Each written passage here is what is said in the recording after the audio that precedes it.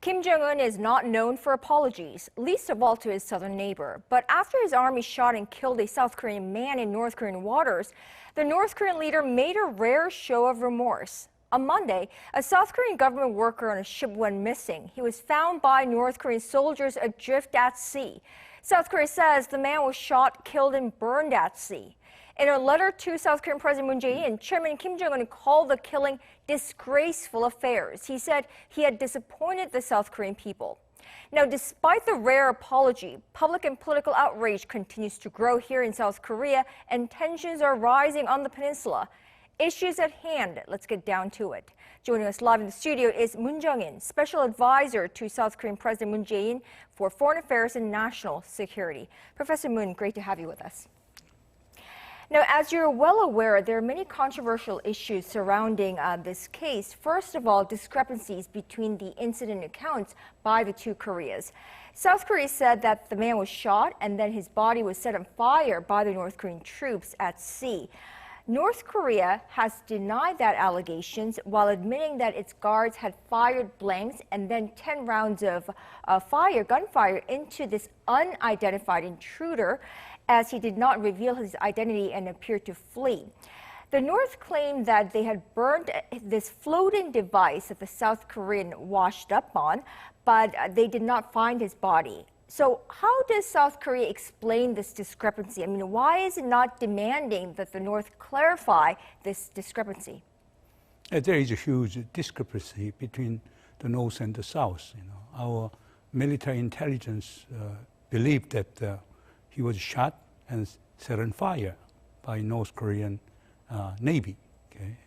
But North Korean position is different, right? They shot him first, then he disappeared, and they set fire under the floating device. Mm-hmm. But because there is a difference between the North and South, that is why our government called for a joint investigation of the incident. The North Korea has not responded yet. I think that the joint investigation is the only way to figure it out. Okay? Otherwise, it might be very difficult to resolve. And furthermore, we should find the body, okay? And we should return it to his family. And those are very important steps. Now, after the killing of the South Korean civilian, he was unarmed, a 47-year-old employee of South Korea's Maritime or Fisheries Agency, Seoul announced that North Korean leader Kim Jong-un had sent a letter of apology. He said that he was sorry for disappointing the South Korean people. But does that really clear up this matter entirely? It's very rare in a gesture on the part of North Korea. Mm-hmm. North Korea has never made that kinds of apology in the past. That is why our government took it very seriously. But as you pointed out, that there is a growing skepticism whether Kim Jong-un's apology is authentic mm-hmm. and genuine or not. Okay, but we wanted to take it as it is. As he said in his letter. Okay, I'm sorry for disappointing South Korean people and President Moon Jae-in, and that's a very good sign. But I personally believe that that is not enough. Mm-hmm. Okay, and as our government repeatedly said, that North Korea should find out who has done it, who is responsible for that tragic incident, and there should be punishment of those in charge, and there should be full disclosure of what happened in the North Korean water. Okay, and that is kind of process. And I would personally argue that Chairman Kim Jong-un should meet President Moon Jae-in personally and express some sort of apology and regret to President Moon. Therefore, as they did on May 26, 2018, mm-hmm. they could have, they can have some kind of a one-point meeting in Panmunjom. What even they can have so-called video conferencing, and then express what happened in person. And I think there is a much better way of expressing Chairman Kim Jong-un's apology to the South Korean people and President Moon Jae-in. Right, and apparently there had been an exchange of letters between the two leaders earlier this month, so that could be a possibility. I'll get to that point later in the broadcast, but I want to get to this point. South Korean officials found out that North Korean troops had shot dead the South Korean government official, and according to the South Korean government account, set his body on fire Tuesday night. Early Wednesday morning at around 1 a.m., his security-related aides, so President Moon's security-related ministers and officials, were discussing this issue. A little after that, at roughly 1:25 a.m., that is when a pre-recorded speech of President Moon Jae-in's UN speech was being played at the UN headquarters in New York, during which President Moon proposed an end-of-war declaration on the Korean Peninsula and also proposed launching a regional cooperative initiative involving Japan, China, Mongolia, and the two Koreas. Now, there are those who question whether that was appropriate because at that time, South Korean security officials had already known or they were aware of the South Korean national having been shot by North Koreans. No, there is a kind of complete misunderstanding on the part of those critiques. First of all, the pre-recording was done on September 15th, and it was sent to the United Nations on September 18th.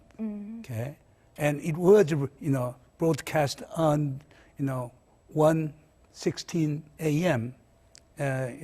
September 23rd. Right. Okay, and then the defense or security-related ministers were holding the meeting from 1 o'clock to 2:30. Therefore, when that pre-recorded message was given at the United Nations, that was in the middle of that security-related ministers' meeting. And also, up until that time, that our government could not make a firm confirmation of the deaths of that South Korean and officially North Korean water. There are still bits and pieces of information. When you collect information on those kinds of incidents, our military intelligence agents would gather, signal intelligence and communication intelligence, and they would come up with some kinds of imagery intelligence. They all constitute pieces, and then central part of national defense intelligence should integrate all those raw material, into sensible intelligence, and it takes time. Sometimes it could take more than 1 day. Only after, therefore, you draw on some human intelligence, some signal and communication intelligence, and some imagery intelligence, and they come up with discussions on those things. And also, our defense intelligence agency should consult with National Defense and National Intelligence Service and other organizations. And after that, Minister of National Defense would bring those basic information to the security-related ministers in a meeting at 1 a.m. on September 23rd. Therefore, there is no way for President Moon Jae-in, know about the final result of intelligence analysis. Therefore, it is totally, it would be very absurd for him to, change his UN speech in the middle of that kinds of raw materials on his desk. Therefore, I think that kinds of criticism is totally, inappropriate. Also, if he had been there in person, if this had been a regular General Assembly session, then it could have been a possibility, but because of the pandemic, this was a pre-recorded version that had been sent a few days earlier. It was all the more impossible, is what you're saying. Yeah, if President has conclusive evidence, if this incident took place before September 15th, then his speech at the United Nations could have been completely different. But it was in the middle of analyzing all kinds of intelligence on his desk. And therefore, there is no way for President Moon to have complete integrated intelligence on his desk. There is no way for him to intervene and change his pre-recorded UN message. So do you think if he had all the intelligence pieced together, or if he had a couple more hours until his UN speech, do you think that speech would have been different?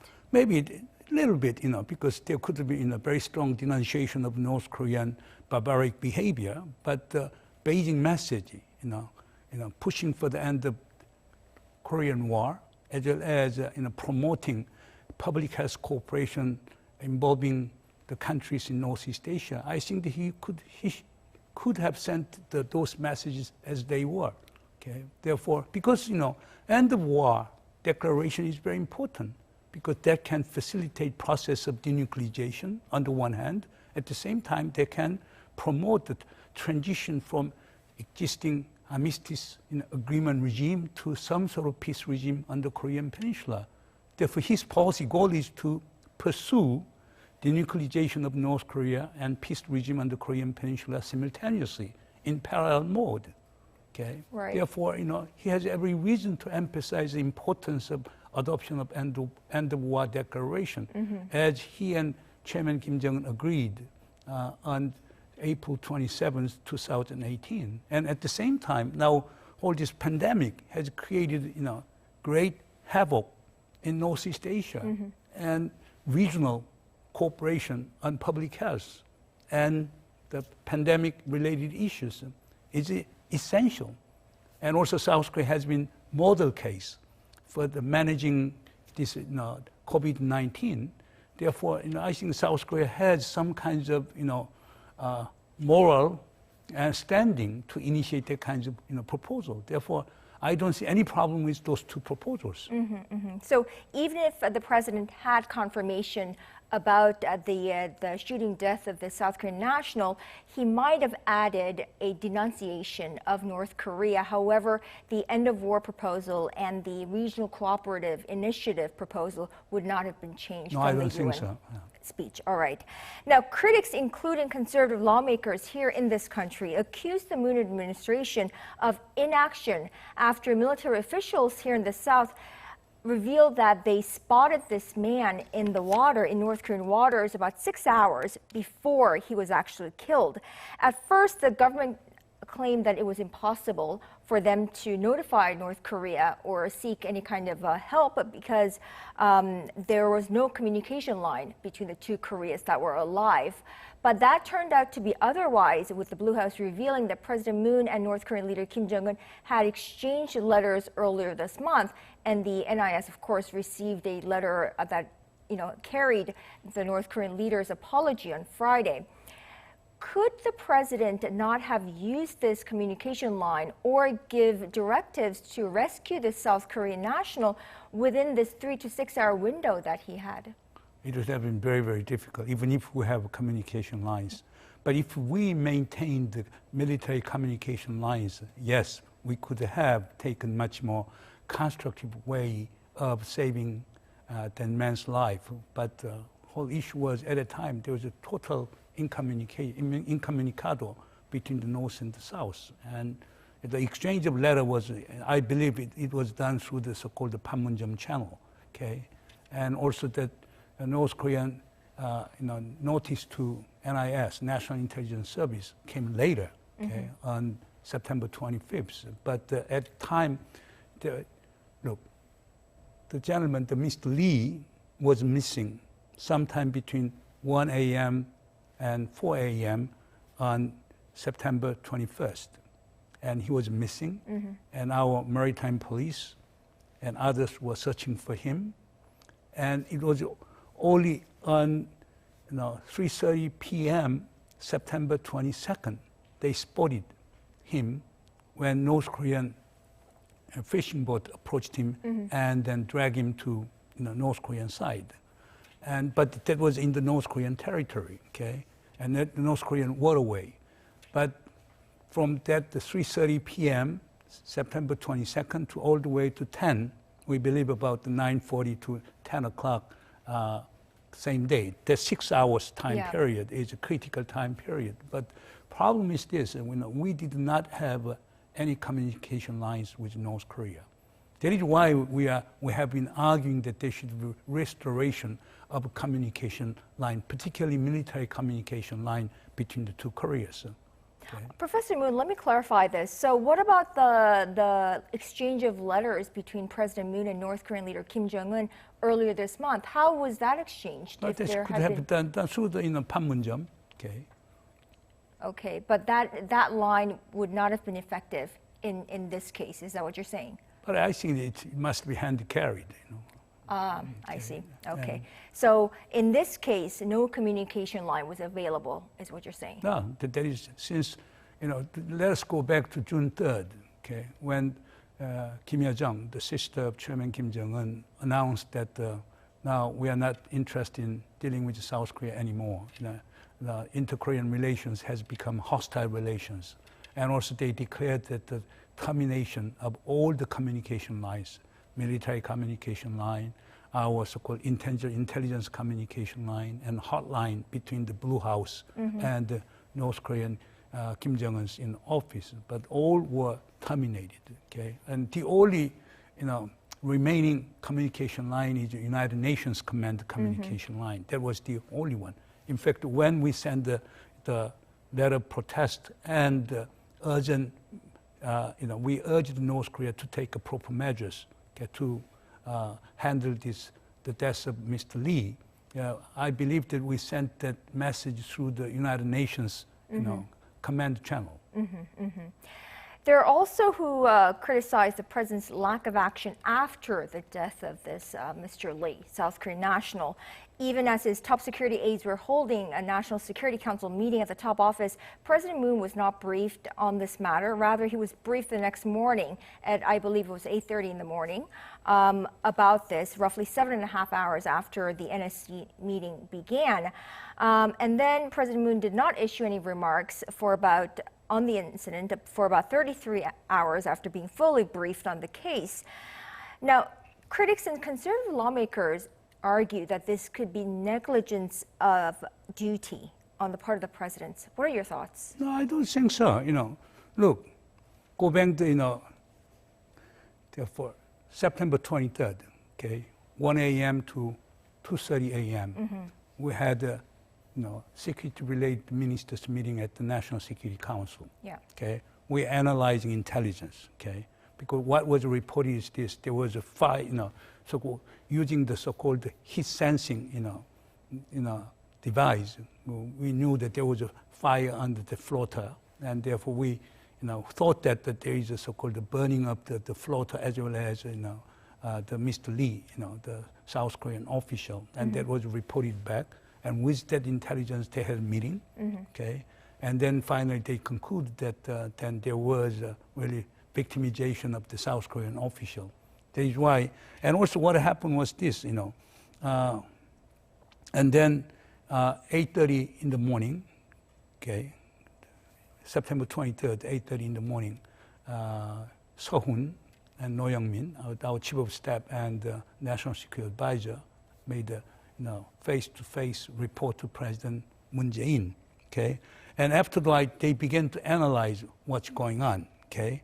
And then when the final intelligence agents was made was early in the morning of September 24th, okay? And after the National Intelligence Agency, National Defense Intelligence Agency made the final intelligence analysis. Then there was again convening of the security-related ministers meeting at the National Security Council. That was 8 o'clock, September 24th. Right. Okay, and then they finally conclude that the North Korea did a really bad thing, okay, inhumane thing, and then made their final report to President Moon on 9 o'clock, September 24th. Okay, and then 12 o'clock, okay, at noon, National Security Council hold its standing committee meeting, and then they made a formal statement criticizing North Korean inhumane behavior, and asking North Korean responsibility, and then asking North Korean leaders to punish those who are responsible. Okay, and also we proposed to have a joint investigation of the incident. Therefore, in that in the process, I really don't see there was any, hiatus, okay, in the line of intelligence analysis, okay, and internal deliberation and reporting to the president. But again, president cannot make a certain statement without going through the full analysis, particularly those related inter-Korean relations.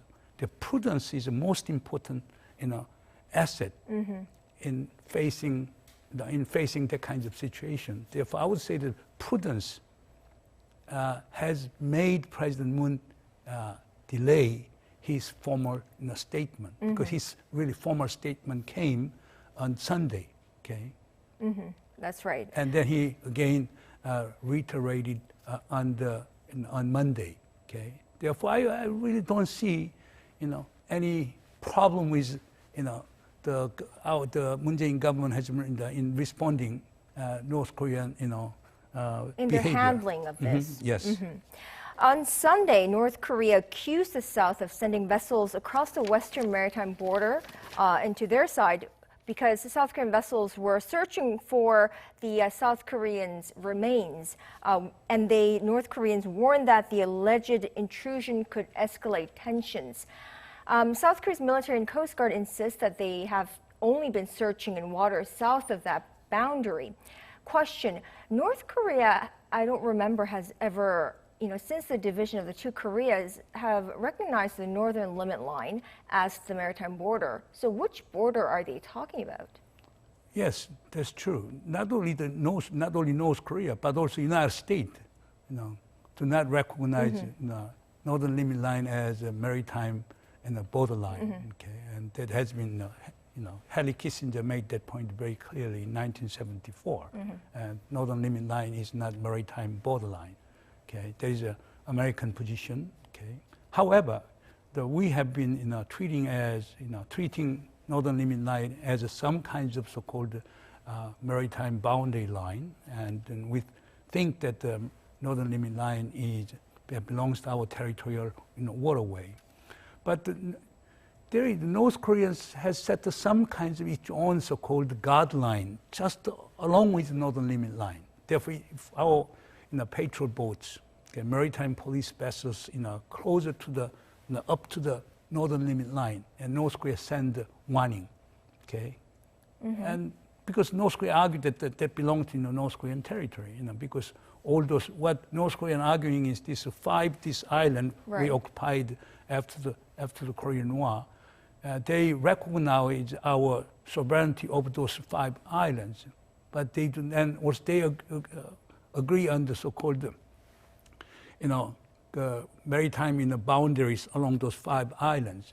But other, sea, they argue they belong to North Korean territorial waterway. Therefore, there's a source of friction between the North and the South. But anyhow, whenever our vessels get very closer to those northern limit line, North Korea has shown very sensitive reactions. Okay, but I think that was part of it. But I really don't think that North Korea wanted to change the existing status quo. So the border that North Korea is talking about here is the borderline that they recognize, right? Yeah, what they call the so-called guard line, what they call the 경비 line, guard line. Guard line. Yeah, but that is very close to the NLL, Right, which includes the Yeonpyeong Island and the 5 islands. But if you look at the map of those West Sea, those 5 islands, in fact, in the North Korean waterway. Is that right? Yeah, that is what North Korea is claiming. Right. And therefore, North Korea has been saying that we'll allow just pathway to Baekhyun Island and Yeonpyeong Island, but we have been ignoring that there is a source of friction between the North and the South. But again, whenever we get closer to northern limit line, North Korea shows very sensitive reaction. And I think the North Korean statement has something to do with that kind of traditional posture. Now, President Moon Jae-in issued a public apology for the first time on Monday for the death of this South Korean man, saying his government had failed in its responsibility to safeguard a citizen. He said here, let me quote him, "Our hope is that this tragic incident does not just end as an incident, instead creates room for dialogue and cooperation, becoming an opportunity to develop South-North relation." This quote of his is also drawing public outrage. How can we interpret these Why remarks? public outrage? I don't understand. Because, well, what these critics are saying is that how he worded this as an opportunity to develop South-North relations. Yeah, That's what the critics argue. His death is tragic, okay? But we should go beyond that. And also on Friday, okay, North Korean leaders sent a formal apology, okay, to South Korea and South Korean people, okay? And that being the case, then we should go beyond this tragic incident. Then how to build peace, to reduce tension, to avoid any accidental clashes in the West Sea and demilitarized zone, okay? And as a result of his tragic death, if we can achieve that kind of goal, then his death is, meaningful. However, we cannot excuse North Korean behavior. Right. He was wearing life jacket and begging to save his life, but North Korea shot him. Okay, but we cannot tolerate that kind of behavior. However, we should go beyond that one. Okay, look, go back to 1914. Okay, one gunshot in Sarajevo triggered the First World War, killing more than 10 million people. Do we want that kind of things? No, I don't think so. Therefore, even though it was a very, very tragic incident, we should go beyond it. And as a result of his death, if we can build peace on the Korean Peninsula, then I think his death is well worth. By international standards, Professor Moon, when you find an unarmed person virtually drowning at sea, the right thing to do, as we were just discussing, is first to save him. And then, perhaps if you need to interrogate him, you take it from there rather than to shoot him. There are criticisms in the international community who are now skeptical about dialogue with North Korea, as the regime has only reinforced its own image, this time as one that's far from a normal state, with its brutal, inhumane killing of this and burning of this civilian. Do you agree with them? Partially, yeah, because Chairman Kim Jong-un built an amazing reputation, international reputation in 2018, even up until February 2019. But this kind of incident truly demolishes his international reputation. It's not good, very bad. However, if Kim Jong-un was silent on this incident, then he deserves greater denunciation and criticism. But he sent a letter to our president saying that, sorry, we did the wrong thing, okay? And I wanted to have tension reduction, confidence building, and maintain peace on the Korean Peninsula. But once North Korea showed that kind of behavior, particularly North Korean leader shows that kind of behavior, it is very hard to turn away from him. Therefore, it is a very difficult situation, but I personally believe, on the one hand, we have a tragic death, but on the other hand, we should go for dialogue, and we should go for peace on the Korean Peninsula. In your view, what is the most realistic solution from here on forth to settle this issue and to move forward, if you will? Not easy. First, North Korea should accept our request to have a joint investigation. That will be very important in a departure. At the same time, North Korea should restore all the communication lines with South Korea. And third, I think the North Korean leaders should meet President Moon and explain what happened. Okay, North Korea demolished our liaison office in Kaesong on June 16th. Well, South Korean people are very angry about it. Okay, and we are very angry about the tragic death of the Mr. Lee. Okay, North Korean leaders got to explain them. And more than that, we have a more important task of denuclearization and peace building on the Korean Peninsula. Now, the U.S. will be having presidential election in November. Okay, before and after. Okay, North and South Korean leaders should meet together, and how to cooperate together in the post-presidency election U.S., okay? And those kinds of things are the things to be done sooner or later. All right, Moon Chung-in, Special Advisor to South Korean President Moon Jae-in for Foreign Affairs and National Security. Thank you so much for speaking with us tonight. We appreciate it. Thank you.